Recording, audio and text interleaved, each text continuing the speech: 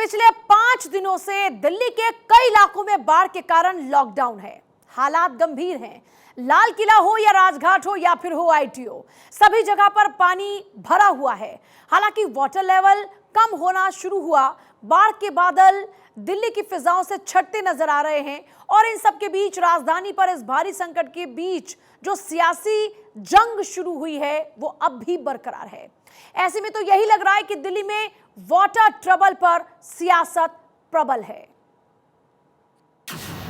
यमुना में बाढ़ का मंजर, लाल किला बना समंदर।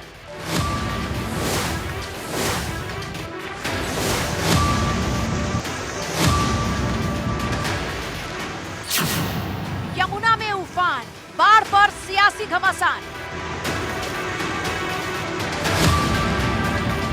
यमुना का फ्लो बहुत तेज है, उसको रोकना बहुत जरूरी है क्योंकि सिटी के अंदर पानी न जाए। पूरी रात कोशिश कर रहे थे मजदूर जो है वो सीमेंट बैग वहाँ पे उसके अंदर डाल के। चारों तरफ पानी पानी, लेकिन सियासत है जारी।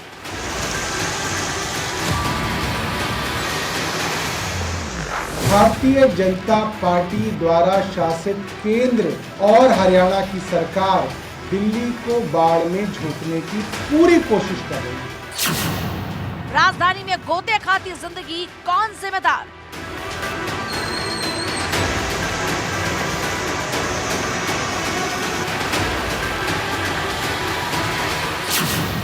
सैलाब में बोट, दिल्ली में अव्यवस्था की चोट।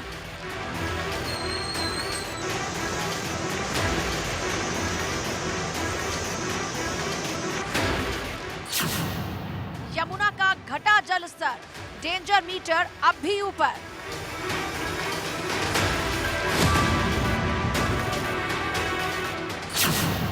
दिल्ली है पानी पानी, कब तक जारी रहेगी परेशानी?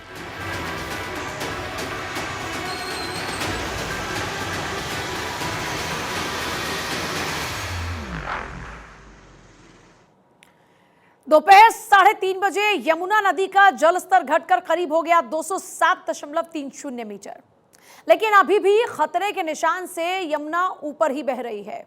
अब इस बाढ़ पर आरोप प्रत्यारोप की बारिश होने लगी है। दिल्ली की सत्ता में काबिज आम आदमी पार्टी ने बीजेपी और हरियाणा सरकार पर ठीकरा फोड़ना शुरू कर दिया कि दिल्ली को डुबोने का काम वहां की सरकार ने किया, जिस पर बीजेपी ने भी पलटवार किया। बीजेपी नेता ने इसे दिल्ली सरकार की नाकामयाबी बताते हुए सुस्त तैयारी को लेकर सवाल दागने शुरू कर दिए। और इस लिहाज से देखा जाए तो दिल्ली डूब रही है और नेता अपनी सियासी रोटियां सेक रहे हैं।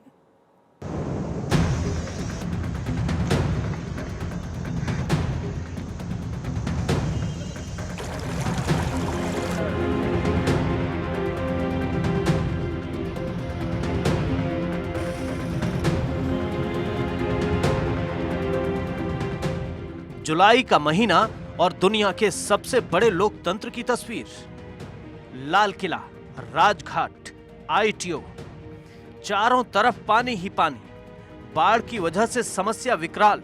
लाल किला हो, राजघाट हो या दिल्ली का व्यस्ततम इलाका आईटीओ, पानी से लबालब है। पानी का जलस्तर रिकॉर्ड पर पहुंचने के बाद भले ही कम होने लगा है, लेकिन मुश्किलें कम नहीं हो रही हैं। समस्या बरकरार है। यमुना से सटे ज्यादातर इलाके पानी पानी हैं। ये देश की आन बान और शान वाली जगह है और इस जगह पर पानी ने जबरदस्त अटैक कर दिया है। लाल किला पूरी तरह से पानी पानी है। दिल्ली में बाढ़ को लेकर जहां एक तरफ एलजी और दूसरी तरफ दिल्ली सरकार खड़ी है, लेकिन वहीं जनता को दिल्ली की सड़कें, जो कि अब तब्दील हो चुकी हैं सागरों में या कहें लेक्स में, उसकी एक असल वजह मैं आपको दिखाता हूं। मैं इस वक्त आईटीओ बैराज पे खड़ा हूं। यही वो बैराज है जहां से आईटीओ से पानी को प्रॉपर तरीके से देखा जाता है और डाइवर्ट किया जाता है।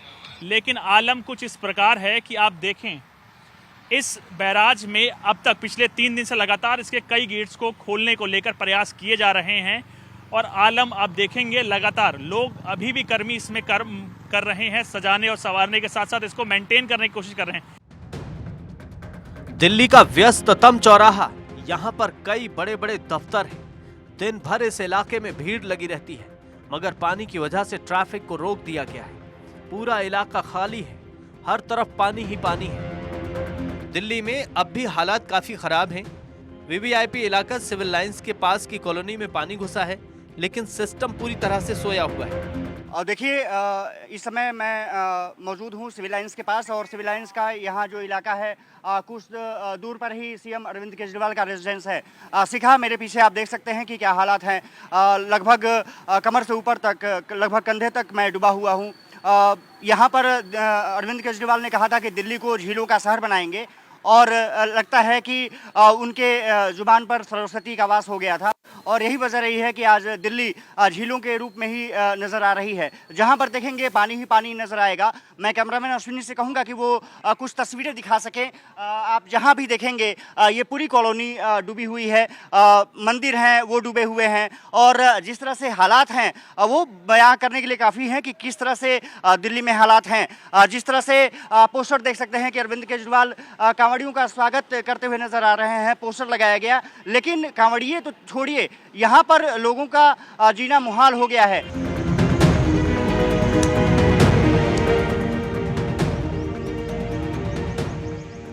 यमुना का जलस्तर भले ही कम हो रहा है, लेकिन अभी भी कई इलाके बाढ़ के पानी में डूबे हुए। कई जगहों पर लोग खुले आसमान के नीचे रहने को मजबूर हैं। इस बीच दिल्ली में आई बाढ़ को लेकर आरोप प्रत्यारोप की राजनीति शुरू हो गई है। यमुना में बाढ़ को लेकर राजनीतिक घमासान तेज हो गया है। दिल्ली सरकार में मंत्री और आम आदमी पार्टी के नेता सौरभ भारद्वाज ने कहा कि दिल्ली को जानबूझकर डुबोया गया। भारतीय जनता पार्टी द्वारा शासित केंद्र और हरियाणा की सरकार दिल्ली के लोगों के खिलाफ एक षड्यंत्र के तहत, एक कॉन्स्पिरेसी के तहत दिल्ली को बाढ़ में झोंकने की पूरी कोशिश कर रही है।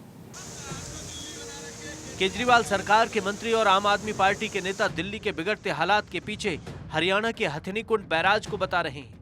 आरोप लगा रहे हैं कि हरियाणा ने जानबूझकर हथनीकुंड के जरिए दिल्ली को डुबो दिया। आम आदमी पार्टी के इस आरोप पर हरियाणा सरकार की तरफ से जोरदार पलटवार किया गया।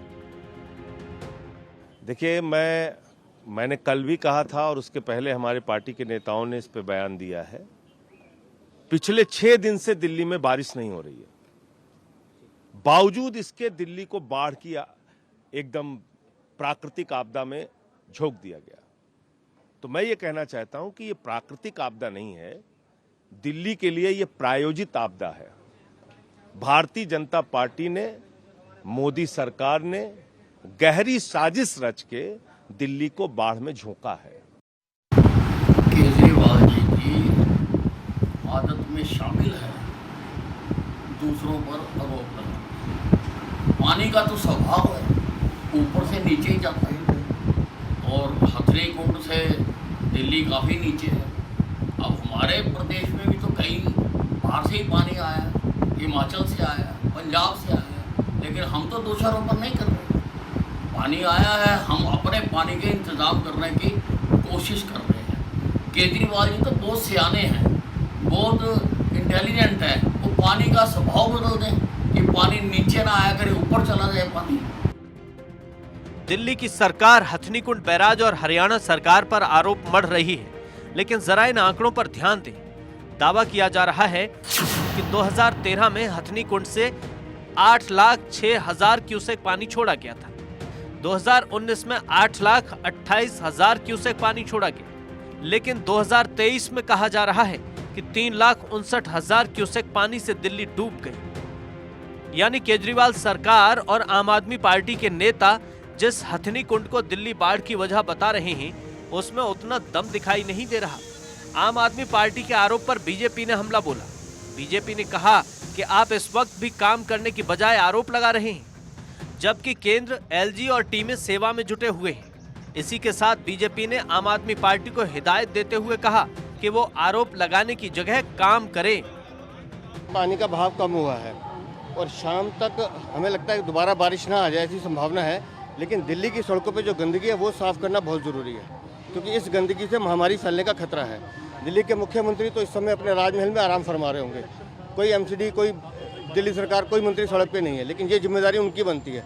तो हम भारतीय जनता पार्टी के कार्यकर्ता, सभी कार्यकर्ताओं से, दिल्ली वालों से ये अपील कर रहे हैं कि जहाँ जहाँ पानी का बहाव नीचे होता जा रहा है वहाँ की गंदगी साफ करें, इकट्ठा करें, कूड़े को बाहर फेंकें, नहीं तो बीमारियों का खतरा बढ़ सकता है।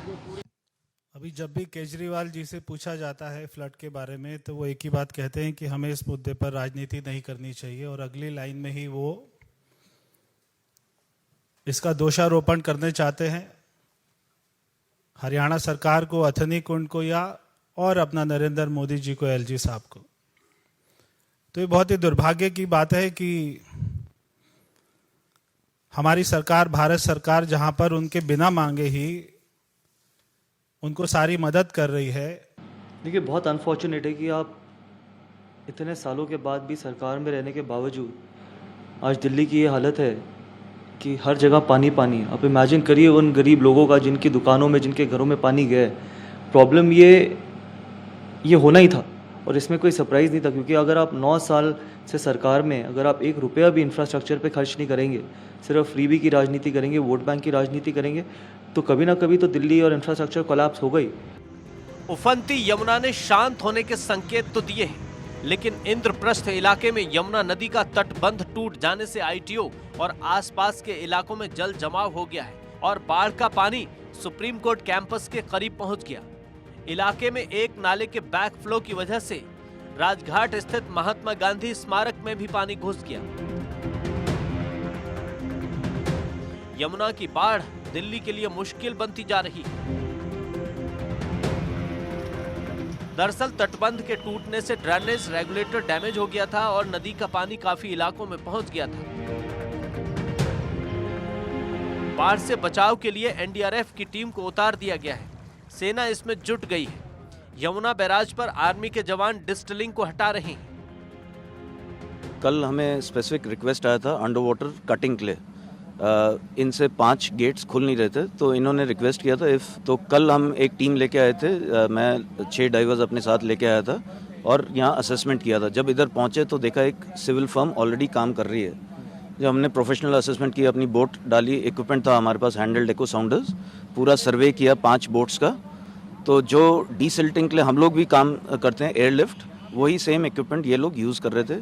उनसे इंटरेक्ट किया, we shared information and gave them ideas as well, and they've executed the work yesterday.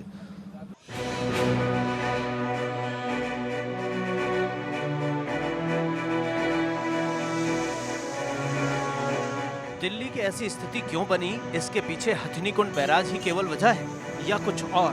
तो इसके लिए पहले आप इन आंकड़ों पर ध्यान दें।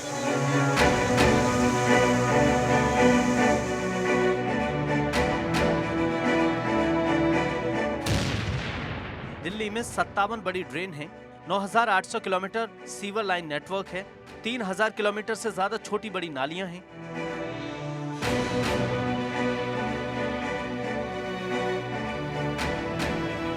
दिल्ली की आबादी 2.5 करोड़ से ज्यादा है, जबकि अभी तक 1976 का ड्रेनेज मास्टर प्लान लागू है, जो महज 60 लाख की आबादी और 55 मिलीमीटर बारिश के लिए था।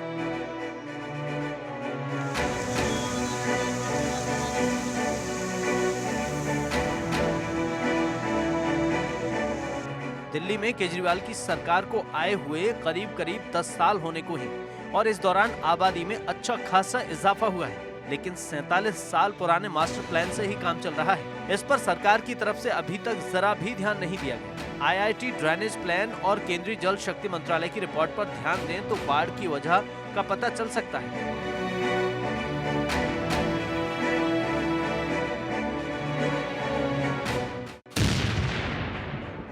दिल्ली में 1981 में 231 गांव थे, 2017 में 112 गांव रह गए। एक दशक में आवासीय क्षेत्र का घनत्व 122% बढ़ा। राजधानी में 73% जलाशयों का इस्तेमाल नहीं होता। समय से नालों की सफाई नहीं होती। हर रोज 11,300 टन कचरा होता है। इसमें केवल 50% का ही निस्तारण हो पाता है।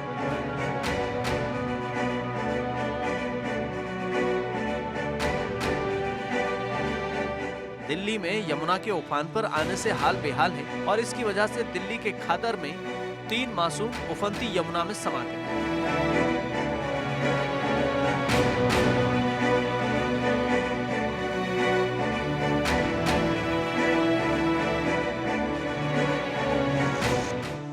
बदहाली पर दिल्ली रो रही है। भूखे प्यासे लोग सड़कों पर। किसी को नहीं पता कि आखिर ये दिल्ली दिल वालों की है या सियासतदानों की। Bureau report Bharat 24।